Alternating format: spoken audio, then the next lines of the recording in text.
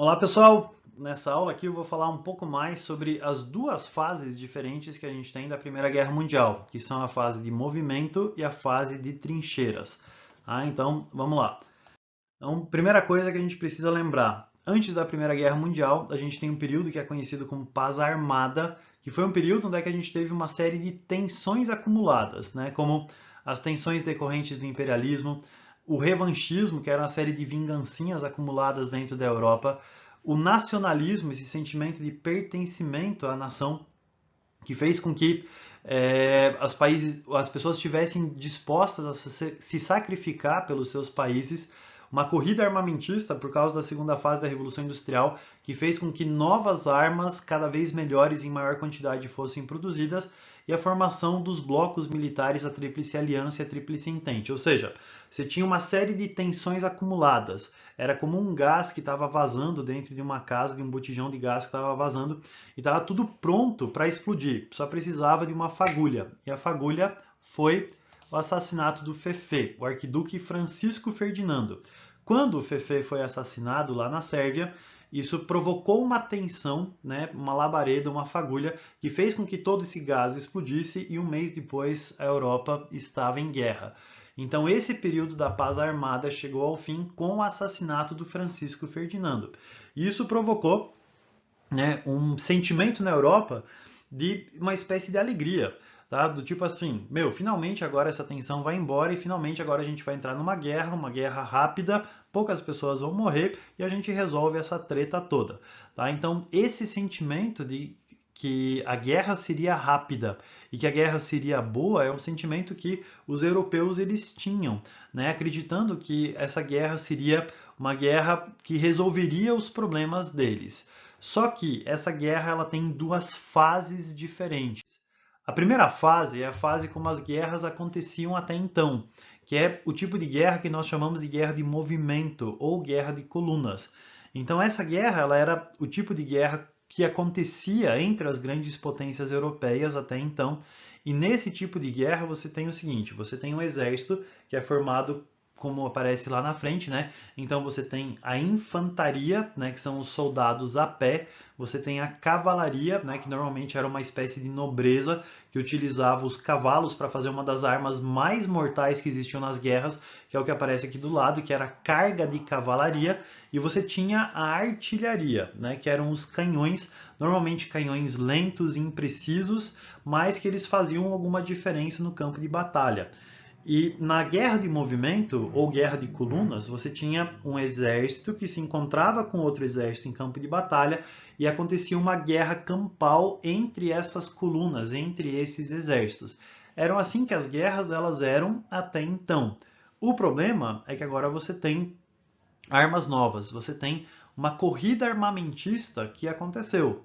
E com essa corrida armamentista que aconteceu, você tem o surgimento de canhões melhores. Por exemplo, esses canhões da Primeira Guerra Mundial aqui são canhões muito mais mortíferos e muito mais rápidos do que os canhões anteriores. Então, com isso, a guerra de movimento ela começa a se transformar num banho de sangue.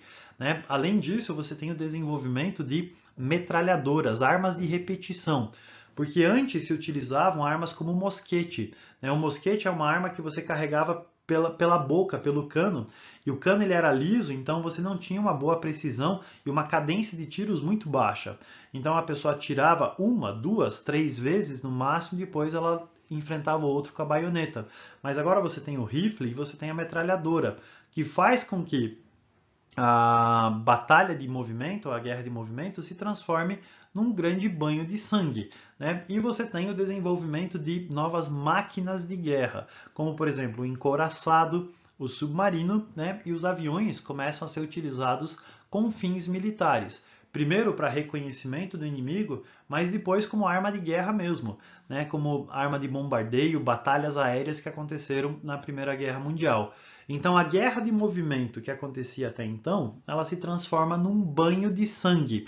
E por isso que ainda em 1914, no primeiro ano da guerra, a guerra muda para um outro tipo de guerra, que é o tipo de guerra mais estúpido da história, chamado de guerra de trincheira. Então o que é a guerra de trincheira? A guerra de trincheira ela funciona assim. né? Quando você encontra o seu inimigo, você cava um buraco no chão, que é a trincheira. E aqui em cima a gente tem todo o esquema que você tem da trincheira. Então você tem aqui o que nós chamamos de terra de ninguém. A terra de ninguém é a terra que fica entre uma trincheira de um inimigo e a outra, né? Às vezes pode ser uma cidade ou uma floresta, que fica um negócio completamente destruído, como aparece nessa imagem que você tem aqui, tá? Isso era uma floresta que se transformou na terra de ninguém. Aí você tem a trincheira de frente, tá? Que é a trincheira da qual os soldados vão ver os seus inimigos. Aqui você tem arame farpado, campo minado, você tem trincheiras de assalto, né, que vão levar para essa terra de ninguém. Aqui você tem um monte de buracos que a artilharia faz, né, no meio de toda essa terra de ninguém. E para cá você tem a trincheira de suporte, aqui você tem a trincheira onde é que os soldados eles ficavam. Eles moravam em buracos assim, embaixo do solo, né? Então eles faziam seus dormitórios lá, suas refeições lá.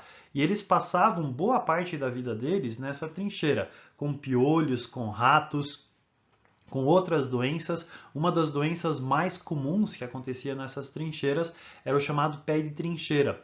Como os homens passavam boa parte do tempo com os pés úmidos, molhados, às vezes, né, na água gelada, no meio da lama, eles acabavam desenvolvendo uma espécie de bolha nos pés, que era chamado de pé de trincheira, que começava a gangrenar o pé, né, deixando o pé daquela forma lá.